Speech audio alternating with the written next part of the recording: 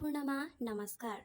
हाम्रो नेपालमा पहिलो पटक आर्थिक गणना 2075 सालमा भएको थियो भने हाल दोस्रो पटक आर्थिक गणना 2082 साल वैशाख 2 गतेबाट असार 7 गतेसम्म सञ्चालनमा रहेको छ।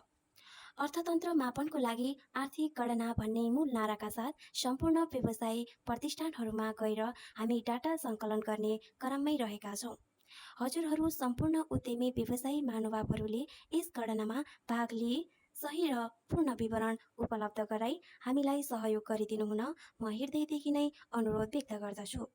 म बर्दिया जिल्ला ठाकुरबाबा नगरपालिका वडा नम्बर 7 र 8 को गडक नित्या देवकोटा हुँ। मैले डाटा सङ्कलन गर्ने क्रममा हजुरहरूमा धेरै डर, त्रास, कौतूहलता, जिज्ञासाहरू भेटाएँ, जुन यस प्रकारका रहेका छन्। हजुरहरूलाई लागेको छ कि यो कर बढाउनुको लागि हो र यदि हामीलाई घाटा भयो भने सरकारले के पैसा दिन्छ, फेरि हामीलाई सहयोग गर्छ भन्ने हजुरहरूको यो जिज्ञासा रहेको छ। यो कदापि होइन।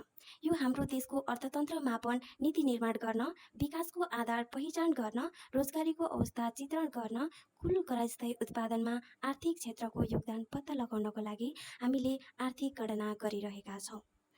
हजुरहरूमा यो त्रास हुनु स्वाभाविक नै हो, तर हामी हजुरहरूको तथ्याङ्क विवरण गोप्य रहने र तथ्याङ्क प्रयोजनको लागि सामूहिक रूपमा मात्र प्रयोग गरिनेछ भन्ने जानकारी दिए बिदा हुन चाहन्छु। हस्त, धन्यवाद।